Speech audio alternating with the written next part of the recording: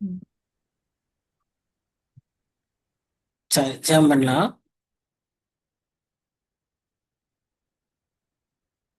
நல்ல தகப்பனே, மாலை வேலைக்காக நன்றியோடு உம்மை துதிக்கிறோம் சுவாமி. இப்படியாக மூன்றாவது வாரத்திலும் நாங்கள் ஆண்டவரே உடைய பாதத்துல வந்து உடைய சமூகத்துல உடைய வசனங்களை தியானிக்க சிறு கூட்டமாய் வந்திருக்கோம் சுவாமி. வந்திருக்கிற ஒவ்வொருவரையும் நீர் ஆசீர்வதியும், வர இருக்கிறவர்களையும் சீக்கிரமாய் அழைத்து வாரோம். இந்த வசனங்கள் எங்களுக்கு வாழ்க்கைக்கு பிரயோஜனமாய் இருக்கவும், ஆண்டவரே ஆறுதலை தரவும், ஒரு எதிர்பார்ப்பை நோக்கி ஆண்டவரே கிறிஸ்தவ வாழ்க்கையின் அர்த்தத்தை நாங்கள் என்ன அனுபவிக்க போகிறோம் என்பதின் முன் ருசியாக இனி வருகிற அதிகாரங்களில் எல்லாமே நாங்க அப்படிப்பட்ட வசனங்களை தியானிக்க இருக்கிறோம். இந்த ஆசீர்வாதத்தை எங்களுக்கு நிறைவாய்த்தாரோம். நாளிலும் உம்முடைய ஆவியானவர் எங்களுக்கு கற்றுத்தரும்படியாய் ஜெபிக்கிறோம். தாழ்த்தி உடைய கரத்துல நாங்க ஒப்புக் கொடுக்கிறோம். ஆம் சுவாமி, எங்களால ஒன்று முடியாது. நீரே எல்லாவற்றையும் பொறுப்பேற்று இந்த நேரத்தை எங்களுக்கு பிரயோஜனமாக்கி தாரும் சுவாமி. தாழ்த்தி கொடுக்கிறோம். நேசிக்கிற இயேசு கிறிஸ்து மூலமாய் வேண்டிக் கொள்கிறோம் பிதாவே. ஆமென். ஆமென். Good evening everyone. கர்த்தருடைய பரிசுத்த நாமத்துக்கு ஸ்தோத்திரம் உண்டாவதாக. இன்றைய நாளில கூட நாம ஏசாயா 60ஆம் அதிகாரத்தை குறித்து தியானிக்க இருக்கிறோம். ஒருவேளை இதிலிருந்து தொடர்ந்து இன்னும் ஆறு அதிகாரங்கள் உண்டு. அந்த அதிகாரங்களிலெல்லாம் நாம் பார்த்தோமானால் ஆண்டவருடைய வருகை, ஆண்டவருடைய 1000 வருஷ அரசாட்சி, இன்னும் அதனுடைய ஆசீர்வாதங்கள், இவைகளை குறித்து அதிகமாய் தியானிப்புகளை நாம் பார்ப்போம். இந்த அதிகாரத்துல கூட அவருடைய 1000 வருஷ அரசாட்சி, பிரதான திரளான தூதர்களோடு அவர் பூமிக்கு அரசாள வருகிறார். அதை குறித்தும் அந்த ஆட்சி எப்படி இருக்கும் என்பதை குறித்தும் தான் இந்த அதிகாரத்துல நாம் பார்க்க இருக்கிறோம். அப்படியா நாம் பார்க்கும்போது முதலாவதாக இந்த முதல் வசனத்தை நாம் எடுத்துக்கொண்டோமானால், அது முதல் வசனமே ஒரு கமாண்ட் அல்லது ஒரு கட்டளையாக அல்லது ஒரு அழைப்பாக நாம் காண்கிறோம்.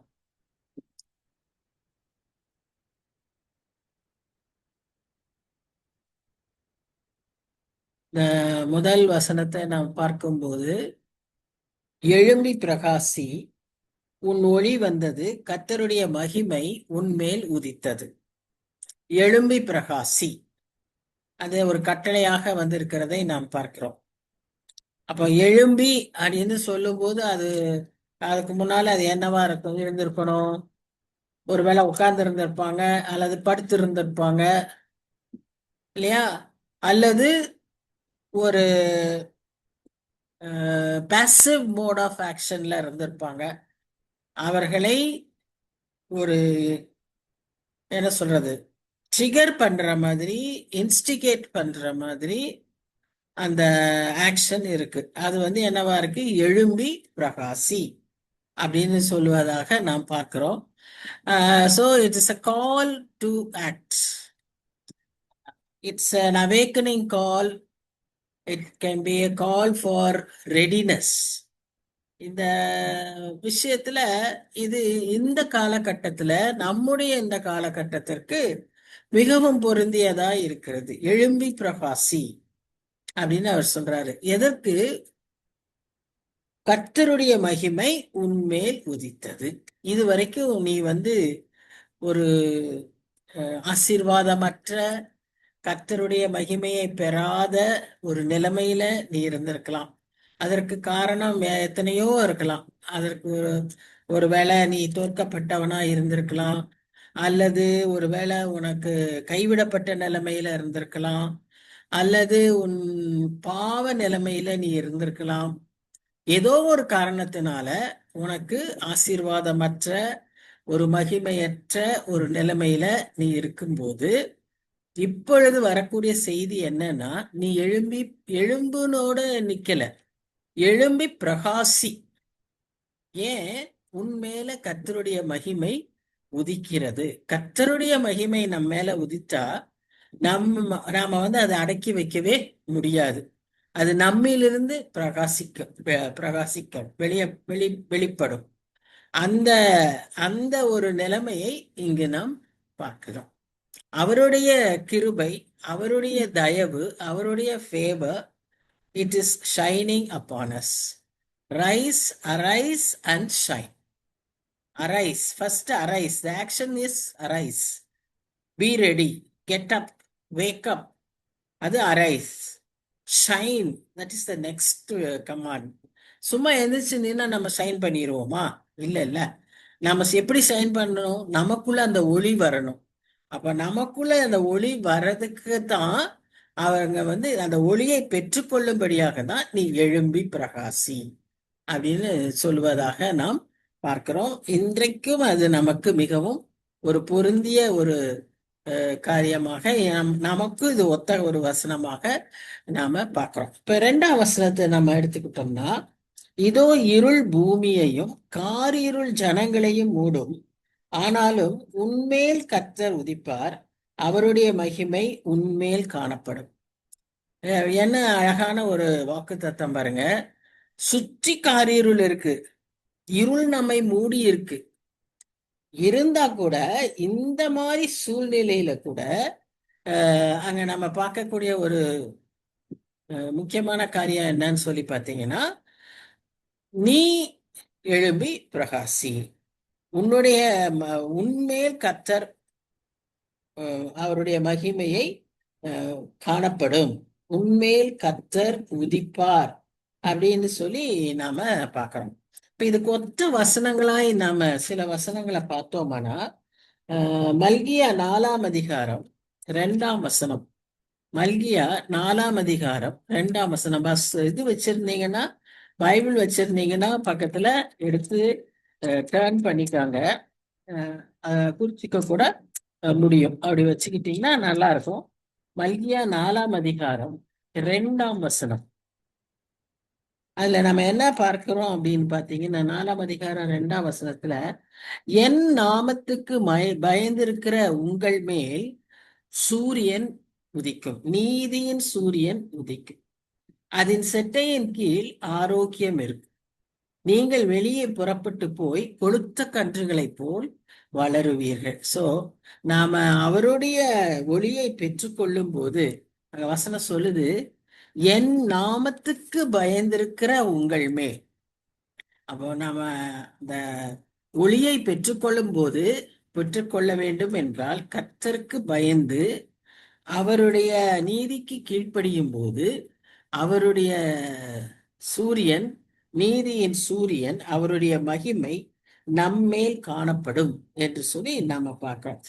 நாம அந்த மாதிரி இல்லாதபடிக்கு எழும்பும்படியாக ஏன் நமக்கு அந்த கட்டளை கொடுக்கப்பட்டது என்று சொல்லி பார்த்தோமானால், நம்மில் இருளானது மூடிக்கொண்டு இருந்ததாக நாம் பார்க்கிறோம். நம்மில் இருள் மூடிக்கொண்டிருந்ததாக பார்க்கிறோம். அது எபேசியர் 3ஆம் அதிகாரம் 14ஆம் வசனத்துல நாம அதை குறித்து வாசிக்கிறோம். எபேசியர் 5:14. ஒரு நிமிஷம்.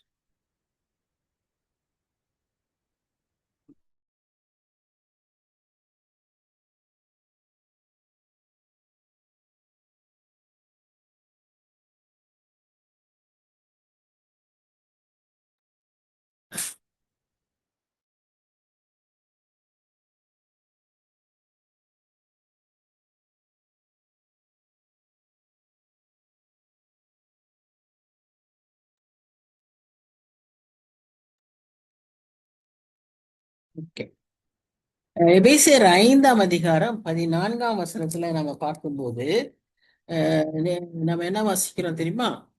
ஆதலால் தூங்குகிற நீ விழித்து. அந்த முதல் வசனமும் 2ஆம் வசனமும் சொல்றபடி எழும்பு, எழுந்திரு என்று சொல்லுகிற காரியங்கள் ஏன் அப்படி சொல்லப்பட்டிருக்குன்னு பாத்தீங்கன்னா, தூங்குகிற நீ விழித்து. எதுக்கு தூங்கிட்டு இருக்கிறோம்? ஒருவேளை நம்ம கிட்ட அந்த ஸ்பிரிச்சுவல் லெத்தார்ஜி, ஒரு ஸ்டாக்னன்சி, ஒரு காம்ப்ளசன்சி நம்ம இடத்துல இருக்குமானால் அதிலிருந்து நீ எழும்பு, அதிலிருந்து நீ விழித்துக்கொள் அப்படின்னு சொல்லப்படுகிறதை நாம் இங்க பார்க்கிறோம். அடுத்த வசனம் பாருங்க. அடுத்த வேர்டு, மரித்தோரை விட்டு எழுந்திரு. தூங்குகிற நீ விழிக்கணும், மரித்தோரை விட்டு எழுந்திருக்கணும், அப்பொழுது கிறிஸ்து உன்னை பிரகாசிப்பிப்பார் என்று சொல்லியிருக்கிறார். இப்ப இந்த ஏசாயா கொடுத்திருக்கிற இந்த தீர்க்க தரிசனத்தினுடைய வெளிச்சமும் விளக்கங்களும் அதனுடைய நிறைவேறுதல்களையும் நாம் புதிய ஏற்பாட்டுல பார்க்கணும். அதனாலதான் ஏசாயாவே ஒரு பைபிள், ஏசாயா புஸ்தகமே ஒரு பைபிள்னு ஏன் சொல்றாங்கன்னா, it combines and it relates with all the books of the Bible. It gives all the informations for the other books in the Bible. அதனாலதான் நம்ம இங்க பாக்குறோம், பவுல் வந்து எபேசிய சபைக்கு சொல்லும்போது, நீங்க தூங்கிட்டு இருக்கீங்க, நீங்க விழித்திருங்க, எழும்புங்க அப்படின்றாரு. அதாவது நம்முடைய அந்த தூங்குகிற ஒரு காம்ப்ளசன்ட் நேச்சர், அதாவது இன்னைக்கு எப்படின்னா தமிழ்ல சொல்லணும்னா உணர்வற்ற ஒரு சூழ்நிலை. கடைசி காலத்துல எப்படி இருப்பாங்க ஜனங்கள்னா, உணர்வற்ற ஒரு சூழ்நிலையில இருப்பாங்க அப்படின்னு பாக்குறோம். அந்த உணர்வற்ற சூழ்நிலையிலிருந்து நீ விழித்துக்கொள். அடுத்தது, தூங்குகிற நீ விழித்துக் கொள்ளணும், மரித்தோரை விட்டு எழுந்திருக்கணும். மரித்தோர்ன்னு சொன்னா என்ன அர்த்தம்னா, we are completely deep rooted in the sin. Sin is equal to death. பாவத்தின் சம்பளம் மரணம். டெத்ன்னு சொன்னா not the death of the body. Death means separation from God because of sin.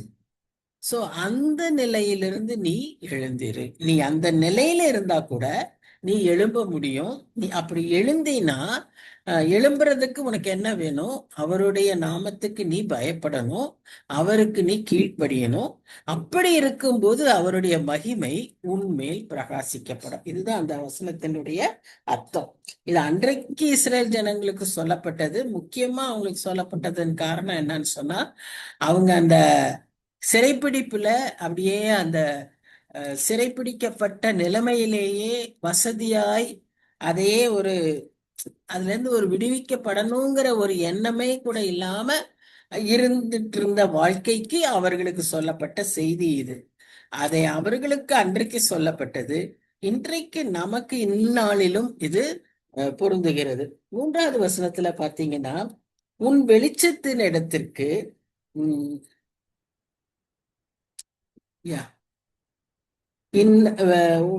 உன் வெளிச்சத்தின் இடத்திற்கு ஜாதிகளும், உதிக்கிற உன் ஒளியின் இடத்துக்கு ராஜாக்களும் நடந்து வருவார்கள்.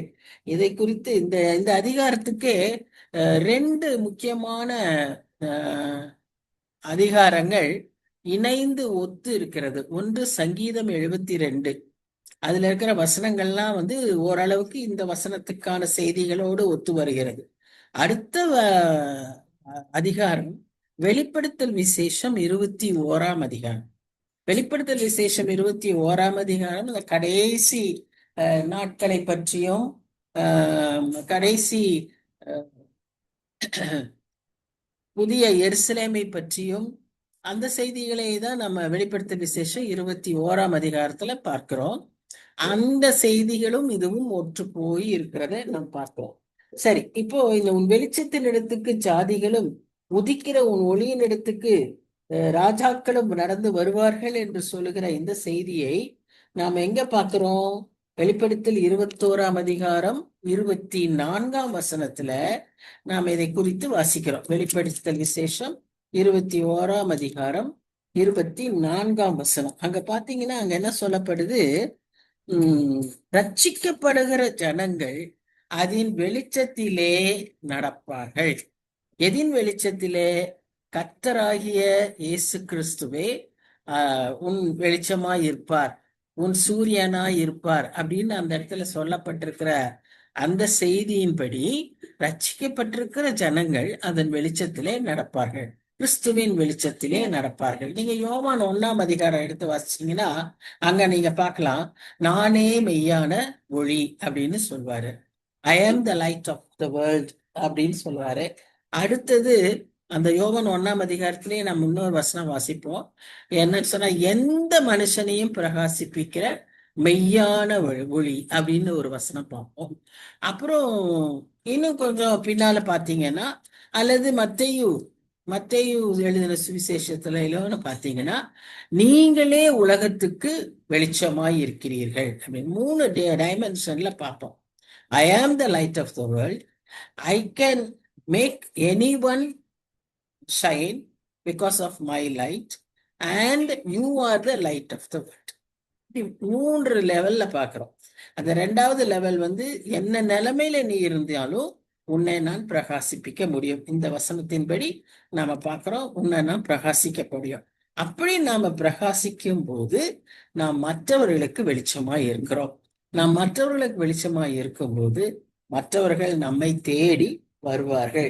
இந்த இடத்துல நம்ம வாசிக்கிறபடி, ஜாதிகளும் ராஜாக்களும் உன்னிடத்திற்கு வருவார்கள் என்று சொல்லி 3ஆம் வசனத்துல பார்க்க. 4ஆம் வசனத்துல 5ஆம் வசனத்துல எல்லாம் என்ன பார்த்தோம்னா, ஒரு அந்த நிலைமையை பார்த்து நாமே ஆச்சரியப்படுகிற அளவுக்கு ஜனக்கூட்டம் திரளாய் வந்து நம்மிடம் சேரும்.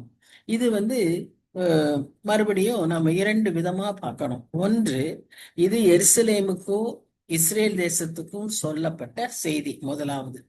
2வதாக தான் இது நமக்கு சொல்லப்பட்ட செய்தி.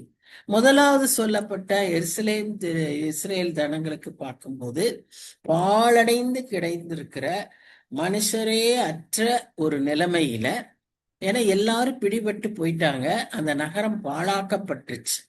அப்படிப்பட்ட அந்த எருசலேமுக்கு இப்ப என்ன நடக்கும்னு பாத்தீங்கன்னா, நீ கண்ணை ஏறெடுத்து பார், திரளான ஜனங்கள் உன் பக்கத்திலே வருவார்கள்.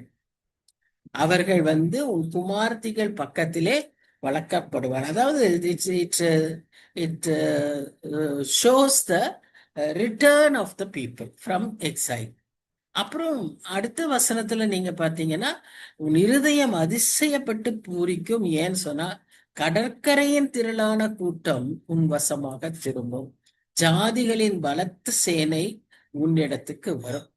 அதற்கு அப்புறம் என்ன வசனம் சொல்றாங்கன்னு பாத்தீங்கன்னா, இது மாத்திரம் அல்ல, ஜனங்கள் மாத்திரம் வரல, இப்படி ஜனங்கள் இங்க வந்து எருசலேம் திரும்ப தன்னுடைய மகிமைக்கு வந்ததினாலே எல்லாரும் வந்து பல நாடுகளிலிருந்து வந்து கர்த்தருக்கு அங்கே வந்து பலி செலுத்துவார்கள், காணிக்கைகளை கொண்டு வருவார்கள். என்ன காணிக்கைகள்லாம் கொண்டு வராங்கன்னு பாருங்க. ஒட்டகங்கள், இன்னும் பல விதமான காணிக்கைகள், பொண்ணு, தூப வர்க்கம், இதெல்லாம் கொண்டு வருவாங்க அப்படின்னு சொல்றாங்க. 7ஆம் வசனத்துல என்ன சொல்றாரு, ஆடுகள் எல்லாம் உன்னிடத்துல கொண்டு வந்து கொடுக்கப்படும். So whatever is needed for sacrifice, whatever is needed for offering, whatever is needed for rebuilding, எல்லாமே மற்ற நாடுகளிலிருந்து ஜனங்கள் கொண்டு வந்து திரும்ப இந்த எருசலேமுக்கு கொண்டு வருவார்கள் என்று சொல்லும். ஒருவேளை it's prophecy for that period. ஆனா இனி வரக்கூடிய நாட்களில இதே நிலைமை புதிய எருசலேம் ஆலயம் கட்டப்படும் போது ஏற்படுவதற்கு வாய்ப்புகள் உண்டு என்பதை நாம் புரிந்து கொள்ள வேண்டும். அதாவது இந்த நாட்கள்ல என்ன நடக்கும்னா, திரளான ஆசீர்வாதம் எருசலேமுக்கு வந்து சேரும். இன்னைக்கு நாம இப்பவே இந்த நிலைமையிலே இப்ப இருக்கிற பிரசன்ட் டே கண்டிஷனை பார்த்தீங்கன்னா, they are so pathetic. எருசலேமுக்கு இருக்கிற மகிமையே அங்கு இல்லை. இந்த ஜனங்கள் போரினாலும் கஷ்டத்தினாலும் நஷ்டத்தினாலும் வறுமையிலும் எக்கனாமிக் இது டிஃபிகல்டிஸ்ல கஷ்டப்படுறத நாம பார்க்கிறோம். ஏன்னா ஒரு நாள் 2 நாள் இல்லை, daily they have a war scenario. So அவங்களுக்கு இது வந்து ஒரு பெரிய ஆசீர்வாதம். அந்த மாதிரி ஒரு ஆசீர்வாதமான நாளை கர்த்தர் கொடுக்க போகிறார் அப்படிங்கிறது ஒரு great hope for those people. அது மாத்திரம் அல்ல, not only this material physical wealth but also spiritual wealth so that many people will accept Christ and come to honor the Lord. அதுதான் அவருடைய ப்ராஃபட்டிக் விஷன். கர்த்தருடைய செய்தியை தீர்க்கதரிசியின் மூலமாக ஒரு தரிசனமாக அவர் காண்பிக்கிறார். அன்னைக்கு இருந்த எருசலேமை பார்த்தா அப்படியே பாலடைஞ்சு இடிஞ்சு போன ஒரு இடம். ஆனா இந்த இடத்தை இவ்விதமாய் ஆசீர்வதிக்க போகிறார் அப்படின்னு சொல்லி நம்ம இங்க பார்ப்போம். சோ அந்த மாதிரி அவர் ஆசீர்வதிக்கும் போது கர்த்தருடைய ராஜ்யத்தை இயேசு கிறிஸ்துவின் மூலமாய் அங்கு அவர் கட்டப் போகிறார் என்பதை நாம் பார்க்கிறோம். சரியா? இப்போ 6-7 வசனங்கள்ல நாம் அதை பார்த்தோம். அந்த வசனங்களுக்கு இணையான வசனங்கள் நிறைய இருக்கு. நான் சொன்னது போல சங்கீதம் 72ல நிறைய வசனங்களை நம்ம பார்க்கிறோம். 72:10. அப்புறம் இன்னும் 7ஆம் வசனம் ஆகாய் 7ஆம் 3ஆம் அதிகாரம் 2ஆம் அதிகாரம் 7ஆம் 9ஆம் வசனங்களை கூட இதற்கு ஒத்து நாம பார்க்கிறோம். அதுக்கு முன்னால இந்த 7ஆம் வசனத்துல நம்ம ஒரு குறிப்பிட்ட ஒரு இதை பார்க்கிறோம். என்னன்னா, அவர்களுடைய எதிரிகள் கூட அவர்கள் இந்த மாதிரி அவர்களுடைய ஆடுகளை கொண்டு வருவார்கள் என்று சொல்வதை பார்க்கலாம். அதாவது கேதாரின் ஆடுகள், நெபோயோத்தின் ஆடுகள், கடாக்கள் அப்படின்னு சொன்னா என்ன அர்த்தம் அப்படின்னு பாத்தீங்கன்னா, ஆதியாகமம் 25ஆம் அதிகாரம் 13ஆம் வசனத்துல நீங்க வாசிக்கும் போது, ஆதியாகமம் 25:13ல நீங்க வாசிக்கும் போது அங்க நம்ம என்ன பாக்குறோம்னா, நெபயோத் இஸ்மவேலுடைய மூத்த மகன். அதற்கு பின்பாக பிறந்தவன் கேதார். இப்ப இஸ்மவேலுக்கும் எருசலேமுக்கும் என்ன சம்பந்தம்? அப்போ அதாவது இதுல இருந்து நம்ம என்ன கண்டுபிடிக்கிறோம்னா, எனிமீஸ் கூட they will bring their offerings to Christ. அது அந்த நாட்கள்ல அந்த எதிரியா இருக்கிறவர்களும் கூட கொண்டு நம்ம ஆண்டவருக்கு காணிக்கைகளை செலுத்துவார்கள் அப்படிங்கிறது தான் அங்க நாம பார்க்கிறோம். அடுத்துதான் நாம பார்க்கறது 8ஆம் வசனம் பார்த்தீங்கன்னா, மேகத்தை போலவும் பலகணி துவாரங்களுக்கு தீவிரிக்கிற புறாக்களை போலவும் பறந்து வருகிற இவர்கள் யார்?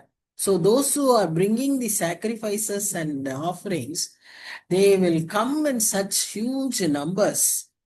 எப்படி வருவாங்கன்னா, ஒரு அந்த மேகம், நீங்க மேகம் மூவ் பண்றத நீங்க க்ளோஸா வாட்ச் பண்ணி பார்த்தீங்கன்னா, அது they will move in such swiftness. எவ்வளவு குவிக்கா அது போகுங்கிறத நீங்க அந்த மேகத்தை வாட்ச் பண்ணி பார்த்தீங்கன்னா தான் உங்களுக்கு தெரியும். அப்புறம் அது அப்படியே merge ஆயிரும். இது இத்தினோண்டு கிளவுடா இருந்தது பெருசாகும், பெருசானது பல கிளவுட்ஸோட சேர்ந்து ஐடென்டிஃபையே பண்ண முடியாது. ஆனா very fast it will move. So அது ஸ்விஃப்ட்னஸ்க்கு ஒரு அடையாளமாய் அது சொல்வதை பார்க்கிறோம். அதே போல பலகணி துவாரங்களிலிருந்து வருகிற புறாக்கள், புறா always refers to so many good things and always it is related to Holy Spirit. இல்லையா? அப்ப அதுல நம்ம பார்க்கறது என்ன? First holiness, of course, purity, peace, gracefulness. இந்த பியூரிட்டிக்கு என்ன சொல்றாங்கன்னா, புறாவுக்கு அந்த கால் பிளாடர் கிடையாதாம். மற்ற எல்லா கோழியில எல்லாம் நம்ம வாங்கும்போது நீங்க இப்ப இந்த காலத்துல அவனே வெட்டி கொடுத்துட்றான். முந்தையெல்லாம் வீட்டுலதான் செய்வோம்.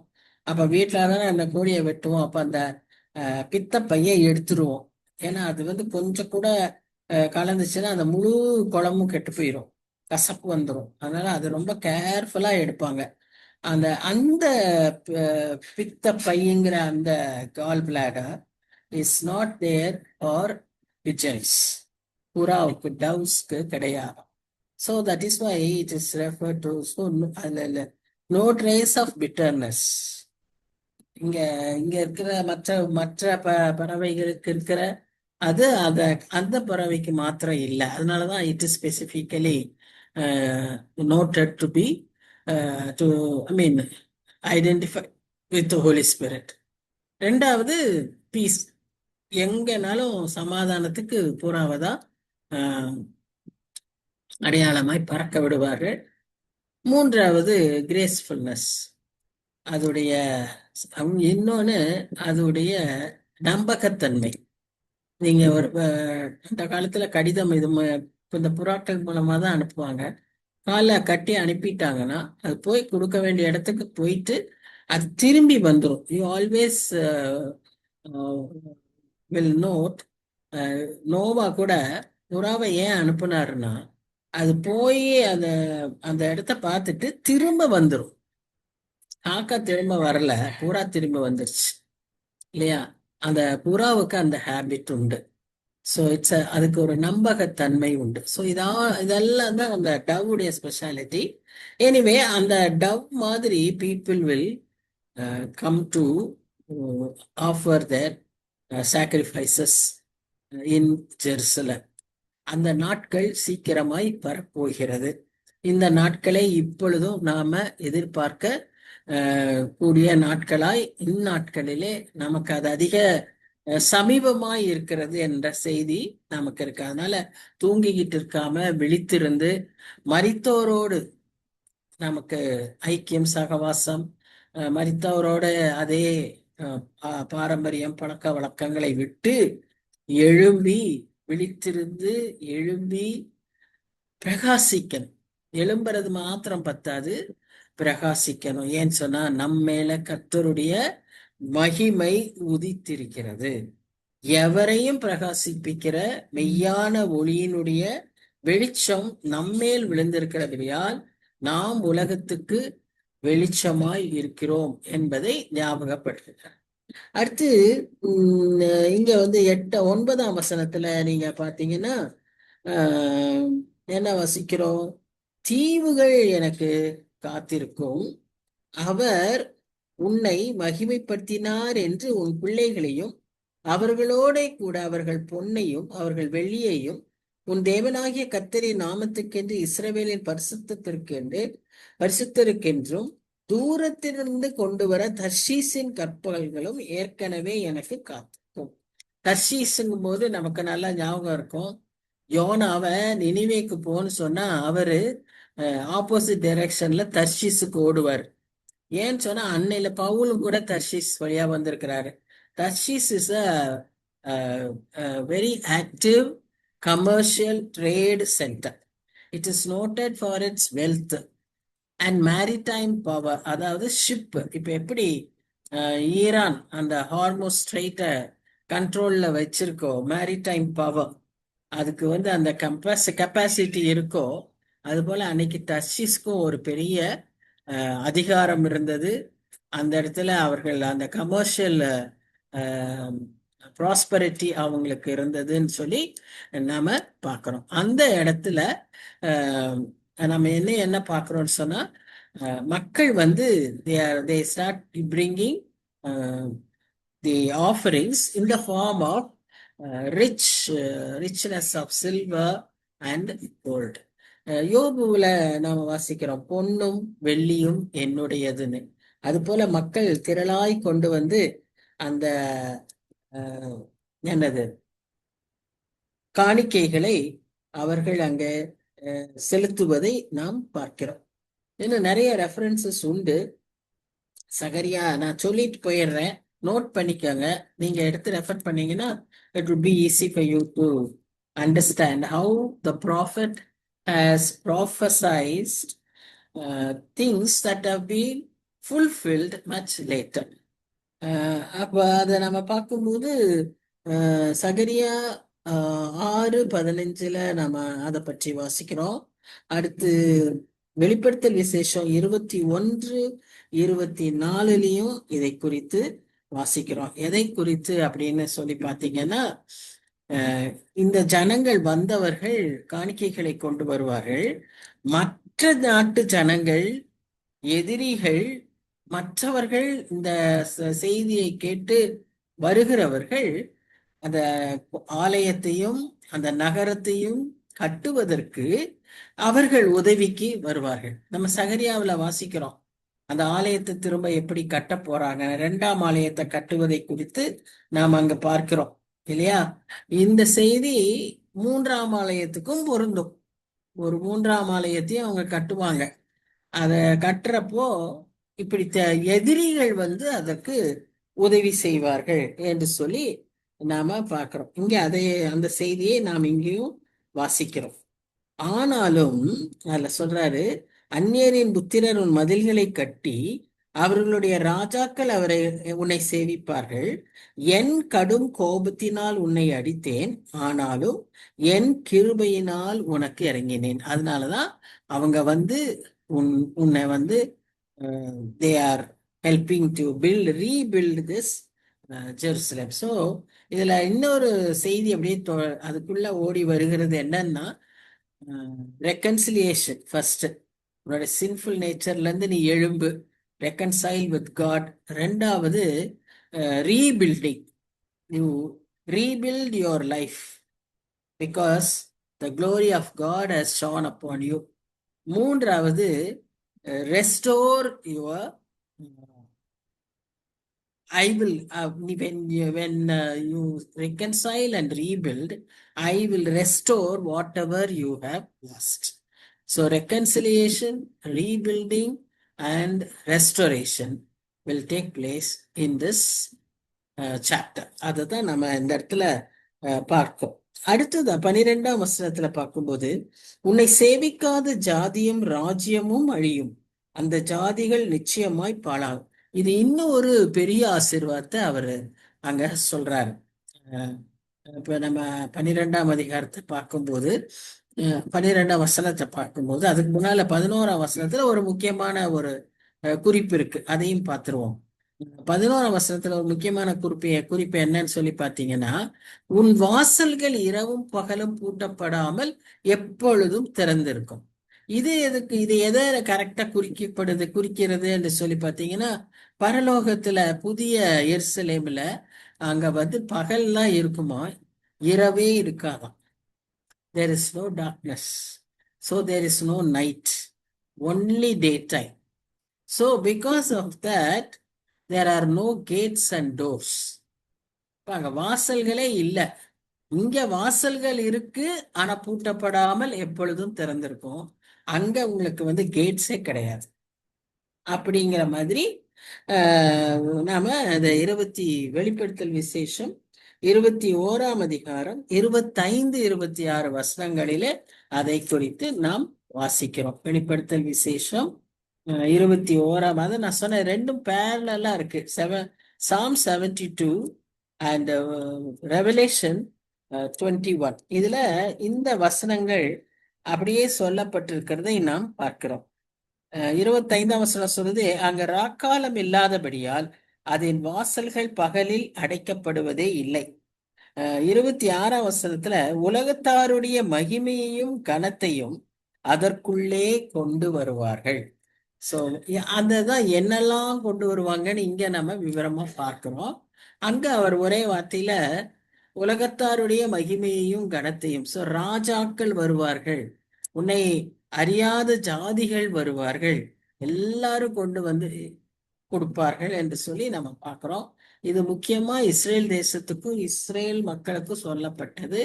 இந்த கொண்டு வர்றது, இந்த ஆலயம், இதெல்லாம் வந்து அந்த இஸ்ரேல் தேசத்துக்கு பொருந்தும். ஏன்னு சொன்னா 1000 வருஷ அரசாட்சியில முக்கியமாய் இஸ்ரேல் தேசத்தின் ரட்சிப்பு நடக்கும். அதற்கு முன்பாக இந்த உபத்திரவ காலம் இருக்கும். அந்த சமயத்துலதான் அவங்க உண்மையான மேசியாவை முழுமையாய் அறிந்து கொள்வார்கள். அந்த முழு தேசமும் அறிந்து கொள்ளும். அதற்கு பின்பு அவர்கள் என்ன செய்வாங்க, ஆண்டவரை பணிந்து கொள்வார்கள். அப்பொழுது அந்த எருசலேமுக்கு திரும்ப அந்த மகிமை, ரெஸ்டரேஷன், அந்த மகிமை கிடைக்கும். இப்ப 12ஆம் வசனத்துல அவர் என்ன சொல்லிட்டாருன்னா, உன்னை சேவிக்காத ஜாதியும் ராஜ்யமும் அழியும். எவ்வளவு பெரிய ஒரு ஆசீர்வாதம் பாருங்க. அப்போ அந்த ஜாதிகள் நிச்சயமாய் பாழாகும். அந்த மாதிரி ஜாதிகள் இருக்கவே இருக்காதுன்னு பாக்குறோம். ஏன்னு சொன்னா எல்லாரும் they recognize the blessings of the land Israel, so they now understand that God is with them. அதனால they bring all the offerings to these people. ஏன்னா அவங்க அந்த அளவுக்கு பாழடைஞ்சு கிடந்தாங்க. இப்போ அந்த அளவுக்கு அவர்கள் மகிமை பெற்றிருக்கிறார்கள். So that's the reason why they come to Israel at that time. அவ்வளவு கான்ஸ்பிக்வஸா, அவ்வளவு ஒரு பிரத்யட்சமாய் அவர்களுடைய ஆசீர்வாதம் திரளா இருக்கும். abundance of blessings. As such, even now we all recognize the God's blessing upon Israel. இல்லையா? They have something special, they have something unique, and all of us accept.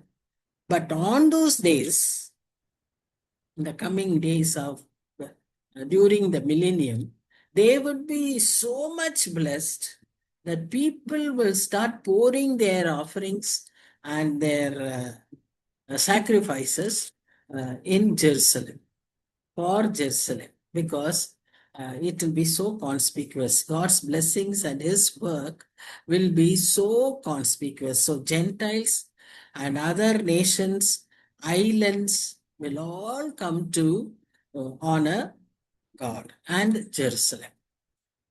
So அந்த ஜெருசலேமை பண்ணும்போது அவங்க என்ன நினைக்கிறாங்கன்னா, ஜெருசலேமுக்கு கொண்டு வந்து கொடுத்துட்டா we are giving to Godங்கிற அந்த அக்செப்டேஷனுக்கு வந்துடுறாங்க.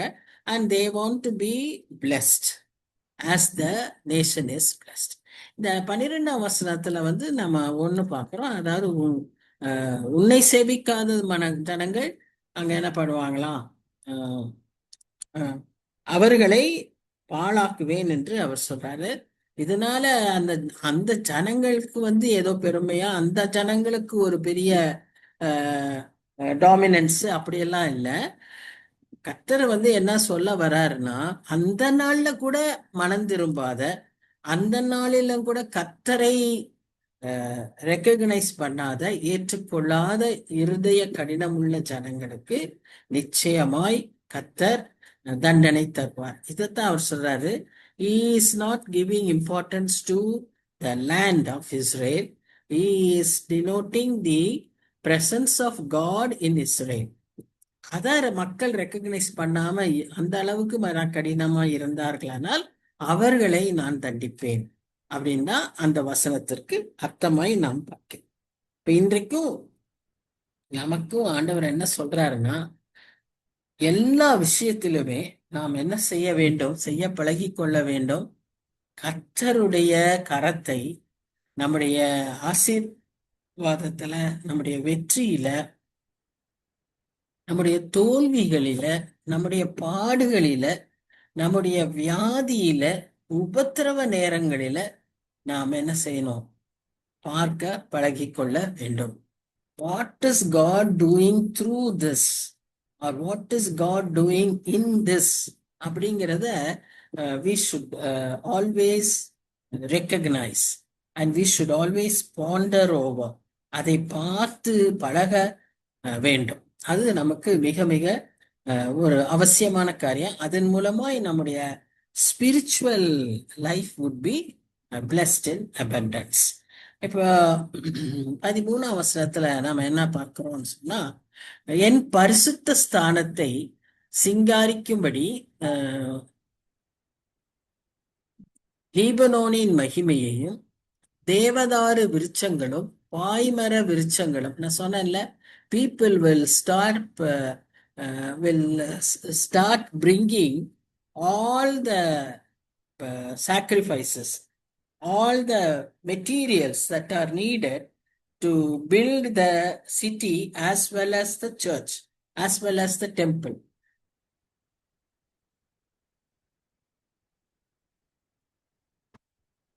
அதனாலதான் லீபனோனின் மகிமையும், அதாவது அங்கிருந்து வரக்கூடிய மரங்கள், சாலமன் கட்டினப்போ நீங்க நல்லா வாசிச்சு பார்த்தீங்கன்னா நாம பார்ப்போம், அங்க இருந்த ஒரு ராஜா, அந்த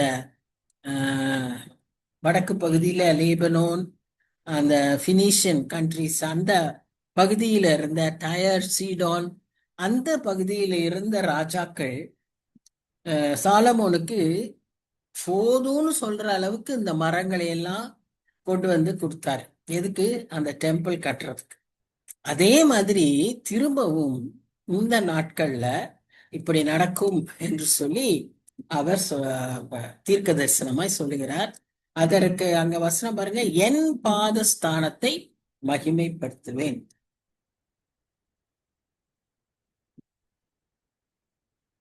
இன்றைக்கு இந்த மூன்றாம் ஆலயத்தை எங்கெல்லாம் கட்டுறாங்க, எங்க கட்ட போறாங்க அப்படின்னு சொல்லும்போது, அந்த ஆண்டவர் வந்து இறங்குகிற அந்த இடத்துல, அந்த மலையில கட்டப்படும் அப்படின்லாம் சொல்றாங்க இல்லையா? அப்போ அந்த பாதஸ்தானத்தை அவர் மகிமைப்படுத்துவார். அடுத்து, உன்னை ஒடுக்கினவர்களின் பிள்ளைகளும் குனிந்து உன்னிடத்தில் வந்து, அதாவது மரியாதையோட வந்து, உன்னை அசட்டை பண்ணின யாவரும் உன் காலடியில் பணிந்து உன்னை கர்த்தருடைய நகரம் என்றும் இஸ்ரவேலுடைய பரிசுத்தரின் சியோன் என்றும் சொல்லுவார்கள். இன்னைக்கு இந்த எருசலேமை வச்சுதான் இந்த சண்டையே. ஒரு group of people say it is mine, another Israelites say that belongs to them. So இந்த ஒரு சூழ்நிலையில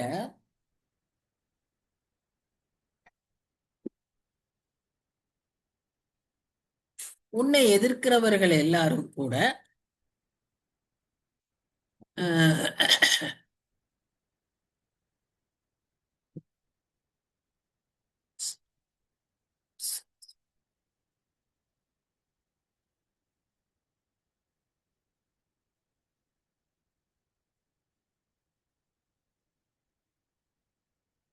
உன்னை எதிர்க்கிறவர்களும் கூட வந்து என்ன செய்வாங்க, ஆலயத்தை கட்ட தங்கள் கைகளை நீட்டுவார்கள் என்று சொல்லி நாம பார்க்கிறோம். ஸோ எல்லா விதமான Royal things will be brought there. Not ordinary offerings. Not all, like அதுக்கு உதாரணமா இங்க சொல்லப்பட்டிருக்கிறது என்னன்னா, bronze. Instead of bronze, I will bring gold அப்படின்றாரு. அப்போ பழைய காலத்துல இருந்த, அந்நாட்களில் இருந்த காரியங்கள அந்த காரியங்கள் எல்லாம் மாறி என்ன ஆகுமா, பரிசுத்த நகரத்தை கட்டுவதற்கு அந்த ராயல் மெஜஸ்டியோட கட்டுறதுக்கான வெள்ளி, பொன், இப்படிப்பட்ட அந்த metals will they will bring as a offering அப்படின்னு நம்ம பார்க்கணும். இதுல இன்னும் உள்ளான இருக்கிற செய்தி என்ன அப்படின்னு பாத்தீங்கன்னா, இதுவரைக்கும் இந்த பாவத்தில் இருந்த, இப்படி துரு பிடித்த, தகரமாய் இருக்கக்கூடிய, பித்தளை மாதிரி இருக்கக்கூடிய, ஒரு ரிச்னஸ் இல்லாத ஒரு நிலைமையில் இருந்த ஆத்துமாக்களை கர்த்தர் என்ன செய்வாராம், அந்த ரிச், அந்த ராயல் ஒரு in his glory God will transform.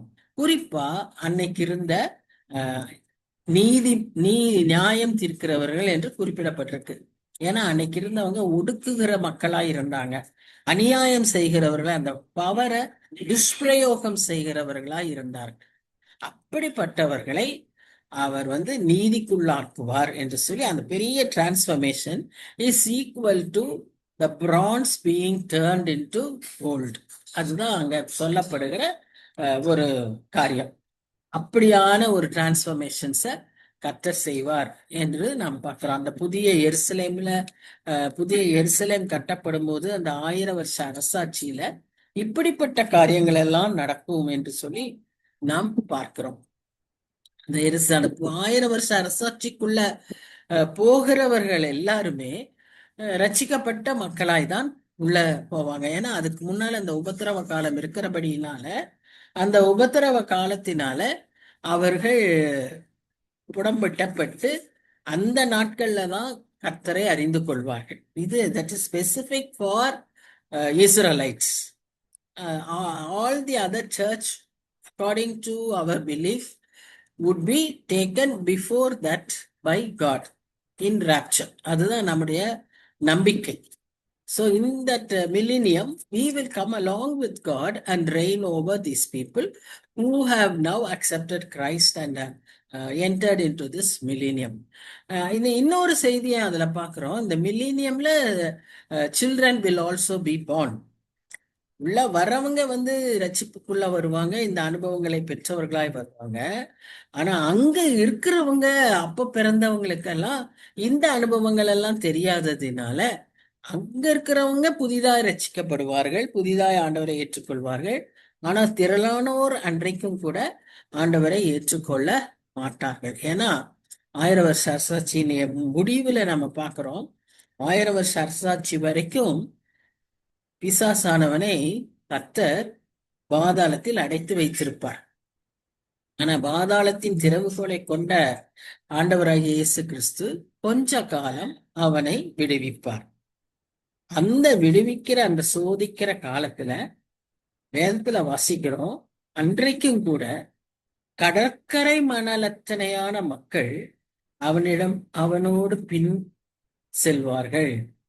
அவன் அவ்வளவு அந்த கொஞ்ச காலத்துல அவன் அவ்வளவு அட்ராக்டிவா, அவ்வளவு ஃபோர்ஸ்ஃபுல்லா அந்த அந்த நாட்கள்லயும் அவர்களை ஏமாற்றி இழுத்துட்டு போக முயற்சிப்பான். ஏன்னா அவனுடைய main aim is that man should not live with God. Man should not enjoy the blessings of the presence of God. அதுதான் அவனுடைய மெயின் எய்ம். அதற்கு அவன் என்னெல்லாம் எப்பெல்லாம் செய்ய முடியுமோ செய்வான். இடத்துல செஞ்சு முடிச்சுட்டான். 1000 வருஷ அரசாட்சியிலையும் அடைபட்ட நாட்கள்ல இருந்து விடுபட்ட அந்த கொஞ்ச நாள்ல வேகமாய் செயல்படுவான் என்று சொல்லி பார்க்கிறோம். அதனால எந்த நேரமும் நிமிஷமுமே நாம இதை குறித்து ஜாக்கிரதையோடு பயத்தோடு இருக்கணும். அதனாலதான் நம்ம தூங்கி போறவர்களா இருந்துடக்கூடாது.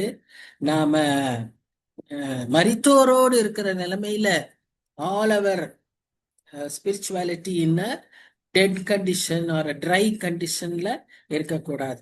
அந்த 37ஆம் அதிகாரம் எசேக்கியேல்ல வாசிக்கிறபடி எலும்புகள் எல்லாம் உலர்ந்து போன ஒரு வறட்சியான நிலைமை, அப்படிப்பட்ட ஒரு நிலைமைக்கு நாம உயரக்கூடாது. ஆனா அதையும் உயிர்ப்பிக்கிற வல்லமை உள்ள ஆண்டவர் நம்மோடு இருக்கிறார். அவர் கைவிடவே மாட்டார். ஆனா அவர் காலத்துக்கு நமக்கு அந்த டைமுக்குள்ள நாம வந்துட்டோம்னா, அந்த கிருபையை நம்ம பயன்படுத்திக்கிட்டோம்னா we would be blessed, otherwise we would be the losers. அதான் நமக்கு கொடுக்கப்படுகிற செய்தி. 15-16 நீங்க வாசிக்கிறீங்க, நீ நெகிழப்பட்டதும் கைவிடப்பட்டதும் ஒருவரும் கடந்து நடவாததுமா இருந்தாய். அந்த நாட்கள்ல எருசலேம் was like that when it was captured by Babylon, by the king of Babylon. ஆனாலும் உன்னை நித்திய மாட்சிமையாகவும் தலைமுறை தலைமுறையா இருக்கும் மகிழ்ச்சியாகவும் வைப்பேன். So God wants to bless them. Even today God wants to bless us and he is willing to give us the generational blessings. We are only to receive it. அவ்வளவுதான். Believe it in faith, claim it. இதுதான் ஆண்டவர் நம்மளுக்கு நம்ம கிட்ட எதிர்பார்க்கிறது. நீ ஜாதிகளின் பாலை குடித்து ராஜாக்களின் முளைப்பாலையும் உண்டு, கர்த்தராகிய நான் இரட்சகர் என்றும் யாக்கோபின் வல்லவர் உன் மீட்பர் என்றும் அறிந்து கொள்வாய். இதுதான் அவருடைய ஒரே பாரம். அது he wants to bless them in whatever condition they may be.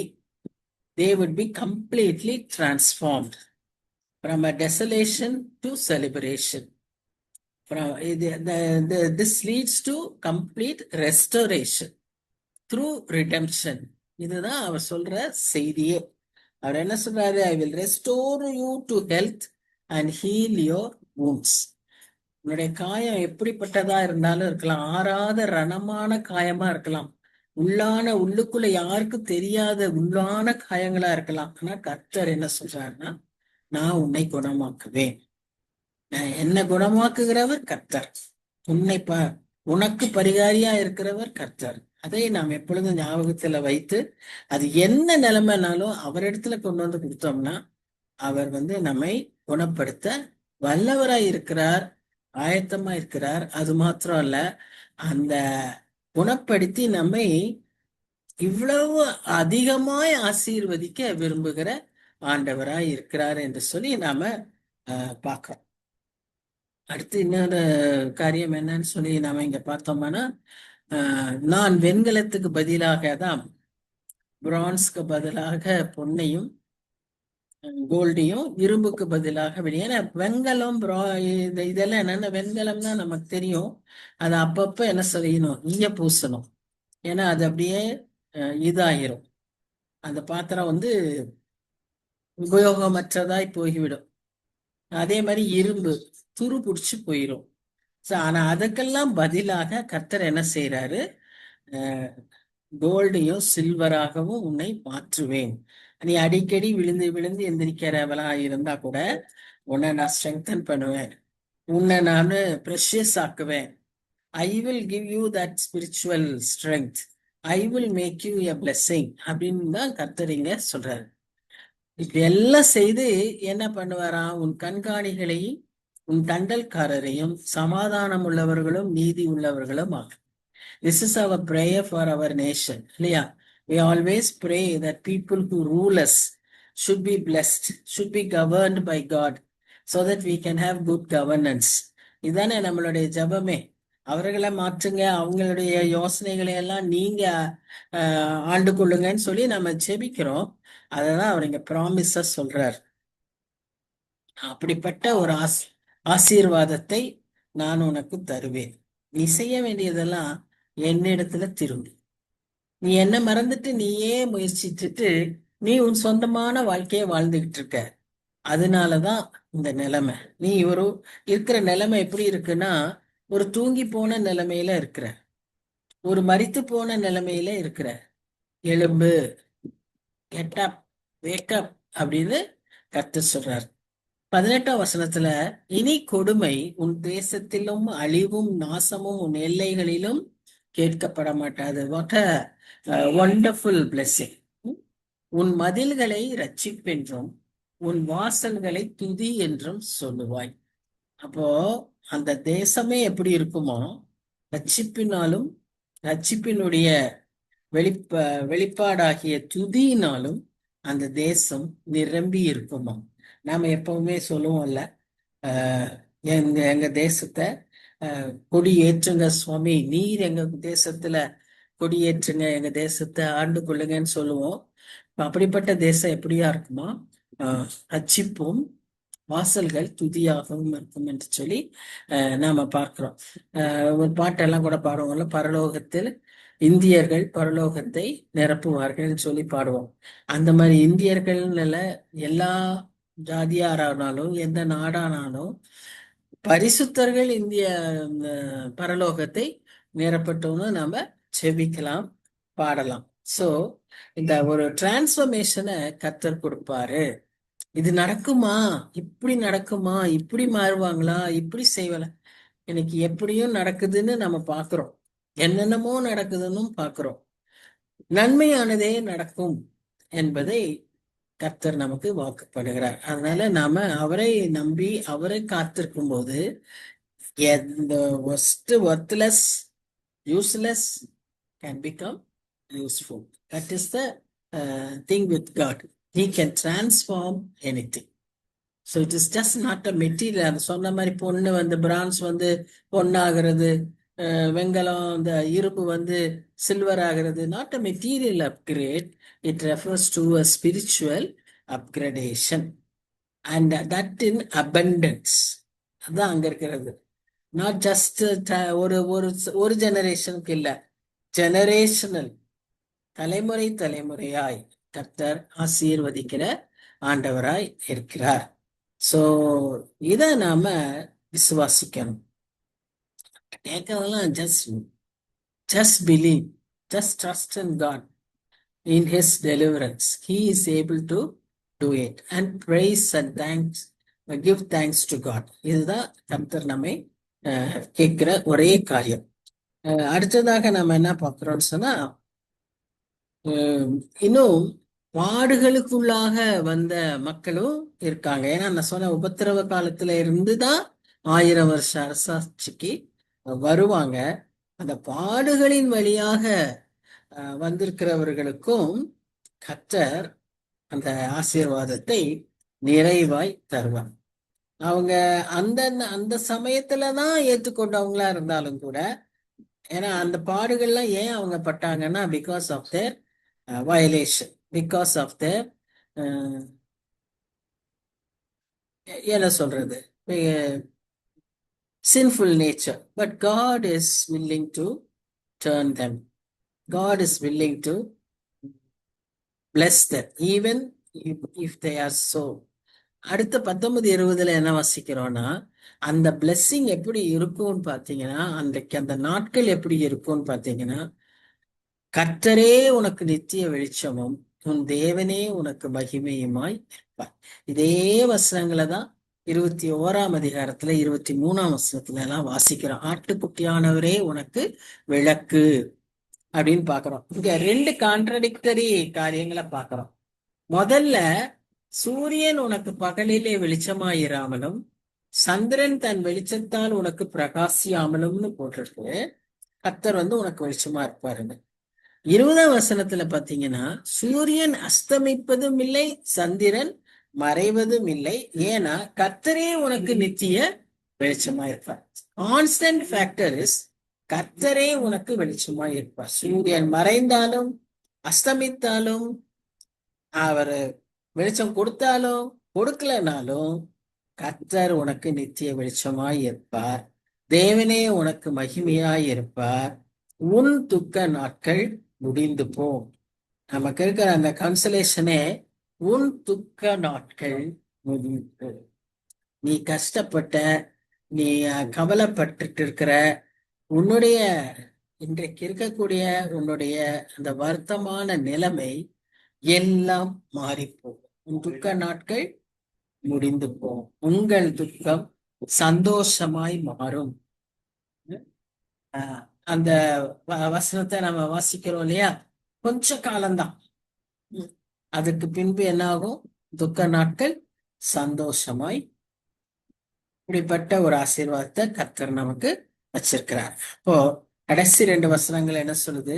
உன் ஜனங்கள் யாவரும் நீதிமான்களும், என்றைக்கும் பூமியை சுதந்திரிக்கும் குடிகளும், நான் நட்ட கிளைகளும், நான் மகிமைப்படும்படி என் கரங்களின் கிரியைகளுமாய் இருப்பார். என்ன அருமையான ஒரு வாசத்தை அங்க சொல்றாரு பாருங்க. அந்த blessed land would be inherited by righteous people, his own branches. யோவான் 15ஆம் அதிகாரத்துல சொல்றாரு, நான் திராட்சை செடி, நீங்கள் கிளை, என்னில் நிலைத்திருங்கள், அப்ப கனி கொடுப்பீர்கள். அப்போ எதுல எல்லாம் நிலைத்திருக்கணும்? அன்பில் நிலைத்திருக்கணும், வசனத்துல நிலைத்திருக்கணும். அந்த அதிகாரத்துல வாசிக்கிறோம். யோவான் 15ஆம் அதிகாரத்துல அந்த நான் நட்ட கிளைகள்ங்கிறதுக்கு அந்த 15ஆம் அதிகாரத்துல நம்ம அதெல்லாம் வாசிக்கிறோம். அப்படிப்பட்ட ஒரு ஆசீர்வாதத்தை அப்படிப்பட்ட ஜனங்களாய் நம்மை மாற்றி நான் மகிமைப்படும்படி என் கரங்களின் கிரியைகளுமாய். அப்போ என்ன ஆகும்? சின்னவன் ஆயிரமும் சிறியவன் பலத்த ஜாதியுமாவான். அதாவது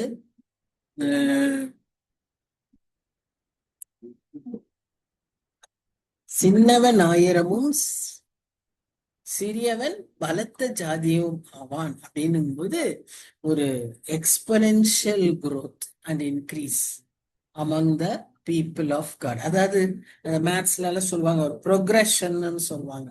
அந்த விதமாக ஒரு exponential growth to the power of, அந்த மாதிரி ஒரு இன்க்ரீஸ் இருக்கும். அந்த இன்க்ரீஸ் எப்படி இருக்கும்னு சொன்னா, இப்ப 2x2 4, ஆனா அப்படியே அந்த ஸ்கொயர் போயிட்டே இருந்துச்சுன்னு வைங்களேன், எவ்வளவு ஒரு பெரிய அமௌண்டா மாறிடும் இல்லையா? அந்த விதமாக கர்த்தரோட ஆசீர்வாதம் இருக்கும். God always blesses in perfection, in fullness and in abundance. பூரணமாய் ஆசீர்வதிக்கிறவர், முழுவதுமாய் ஆசீர்வதிக்கிறவர், மிகுதியாய் ஆசீர்வதிக்கிறவர். Overflowing blessings. அதுல குறைவா இருந்தா நாம அவசரப்பட்டிருக்கோம், அதனாலதான் அது குறைவு. அல்லது நம்மளுடைய நம்பிக்கை அதை தடுத்திருக்கு, நாம அதுக்குள்ள வேற வேற மெஷர்ஸ் போயிடுறோம், அதனால தடுத்து. அவரே ஃபுல்லா நம்பி இருக்கிறவங்களுக்கு நிச்சயமாய் கர்த்தர் இவ்விதமாய் ஆசீர்வதிக்கிற தேவனாய் நாம் பார்க்கிறோம். அதான் weak and humble is made to accomplish his purposes, demonstrating his power in the midst of human weakness. அதுதான் அவருடைய பவர். அற்பமானவர்களை நெறிந்த நாணலை பயன்படுத்துகிற ஆட்டம். எப்பவுமே நினைத்துக் கொள்ள வேண்டும், நாம அவருடைய வழி நம்ம வழியே அல்ல. அவருடைய மாற்றங்களை கொண்டு வர, இன்னைக்கு மாற்றம்னு பேசுறாங்க. ஆனா அவர் தருகிற மாற்றத்திற்கு ஈடு வேற எதுவுமே இல்லை. Highest miracle is the transformation of a human mind. அதை அவரால் தான் செய்ய முடியும். அதை நம்மால புரிந்து கொள்ளவே முடியாது. அப்படிப்பட்ட ஒரு பெரிய ஆசீர்வாதத்தை இந்த அதிகாரத்துல நமக்கு சொல்லுகிறார். 3 முக்கிய காரியங்களை அவர் சொல்றாரு. முதலாவது, நம்முடைய நிலைமைய அங்க எடுத்து சொல்றார். நீ இப்படி இருக்க, ஆனா எலும்பு, ஏன்னா நான் உன்னை ஆசீர்வதிக்க போறேன். இரண்டாவதாக, அந்த ஆசீர்வாதத்தை எப்படியெல்லாம் நான் தரப்போறேன் அப்படிங்கிறத அங்க சொல்ற. மூன்றாவதாக, நீங்க என்ன எதிர்பார்க்கலாம், எப்படி நான் உங்களை ஆசீர்வதித்து உங்களை நான் மேன்மைப்படுத்துவேன். அந்த மூன்றாவது நிலைமைய அவர் காண்பிக்கிறார். Future glory, present condition, immediate ஃபியூச்சர்ல இருக்கக்கூடிய பிளெஸிங் அண்ட் டிஸ்டன்ட் ஃபியூச்சர்ல இருக்கக்கூடிய த ஃபியூச்சரிஸ்டிக் க்ளோரி. இப்படி 3 பகுதியாக, 3 லெவலாக, நான் முதலே சொன்னது போல ரெக்கன்சிலியேஷன், ரீபில்டிங் அண்ட் ரெஸ்டரேஷன், 3 லெவல்ஸ்ல கர்த்தர் இந்த அதிகாரத்தின் மூலமாக நம்முடைய ஆசீர்வாதத்தையும் ஆவிக்குரிய நிலைமையையும் கட்டுகிறவராய் காண்பிக்கிறார். இந்த அதிகாரத்துல கர்த்தர் நம்மோடு பேசின காரியங்களுக்காக நாம் கர்த்தருக்கு நன்றி செலுத்தி ஜெபிக்கலாம். நல்ல ஆண்டவரே, நாளிலும் நீர் எங்களை கொடுத்த இந்த நல்ல வார்த்தைகளுக்காக, ஆசீர்வாதங்களுக்காக, வாக்கு தத்தங்களுக்காக நன்றியோடு உம்மை துதிக்கிறோம், உம்மை ஸ்தோத்திரிக்கிறோம். தாப்பனே, இதை சுதந்திரித்துக் கொள்ளக்கூடிய விசுவாசத்தை எங்களிலே அதிகரிக்கப்படும். எங்களுடைய அபாத்திர நிலைமைகள், பலவீனமான நிலைமைகளை அறிக்கை செய்யும். ஆனா நீர் எப்படிப்பட்டவர்களாய் நாங்கள் இருந்தாலும், எந்த நிலைமையிலே இருந்தாலும், வீழ்ச்சி அடைந்தவர்களாய் இருந்தாலும், பாவத்தின் இருளிலே இருந்தாலும் எங்களை பிரகாசிப்பிக்கிற தேவனாய், அதற்கான வல்லமை உள்ளவராய், அதற்கான காரியங்களை எல்லாம் செய்து முடித்தவராய் நீர் நீரே எங்களுக்கு நித்திய வெளிச்சமாயும், நீரே எங்களுடைய இட்டர்னல் சோர்ஸ் ஆஃப் லைட்டாகவும் இருக்கிறபடினால உங்களை துதிக்கிறோம். எங்களையும் பிரகாசிப்பிக்கிற தேவன், arise and shine, shine fourth என்று சொல்லுகிற தேவன். ஆண்டவரே, அதன்படி நாங்கள் வாழ எங்களுக்கு வந்திருக்கிற ஒவ்வொருவரையும், ஒவ்வொரு குடும்பத்தாரையும், அவருடைய தேவைகளையும் அவர்களையும் நீர் ஆசீர்வதிக்கும்படியாய் உம்மை நோக்கி நாங்கள் பார்க்கிறோம் சுவாமி. திரும்பவுமாய் அடுத்த வாரம் நாங்க சந்திக்கும் போது நீர் எங்களோடு வரும், எங்களை ஆசீர்வதி. இந்த நாளிலும் வர முடியாத மக்களை நீர் காத்துக்கொள்ளும். அடுத்த வாரத்துல வந்து ஜாயின் பண்ண தாத்தி விட்டு கொடுக்கிறோம், பொறுப்பேற்றுக்கொள்ளும். நேசிக்கிற இயேசு கிறிஸ்து மூலமாய் வேண்டிக் கொள்கிறோம் பிதாவே, ஆமென், ஆமென். So praise the Lord. இன்றைக்கு நாம 60th chapter வந்துட்டோம். Now once again you have to decide next what we have to continue. இன்னொரு 6 chapter தான் இருக்கு. ஸோ யோசிச்சு வாங்க. ஒருவேளை புக்காவே நம்ம ஆல்மோஸ்ட் ப்ராஃபட்டிக் புக்ஸ் எல்லாம் முடிச்சிட்டோம், மேஜர் அண்ட் மைனர் முக்கியமான புக்ஸ் எல்லாம் முடிச்சிருக்கிறதுனால நீங்க even you can think of topics or characters, எதுவாக இருந்தாலும் சரி யோசிச்சுட்டு வாங்க. we have time. பட் ஆனால் கொஞ்சம் ஏர்லியா சொன்னாதான் எனக்கு ப்ரிப்பரேஷனுக்கு முடியும். ஸோ மேபி இந்த நெக்ஸ்ட் 2-3 வீக்ஸ்ல எனக்கு நீங்க வாட் வி ஷுட் கண்டினியூங்கிறத நீங்க சொல்லுங்க. இல்ல மேடம் எங்களுக்கு ஃபுல் ஸ்டாப் இதோட போதும் அப்படின்னு சொன்னாலும் well and good, whatever may be your decision. So God bless you all. Thank you. Thank you, Annie. Thank you, ma'am. Thank you, ma'am. God bless you. God bless you. Thank you.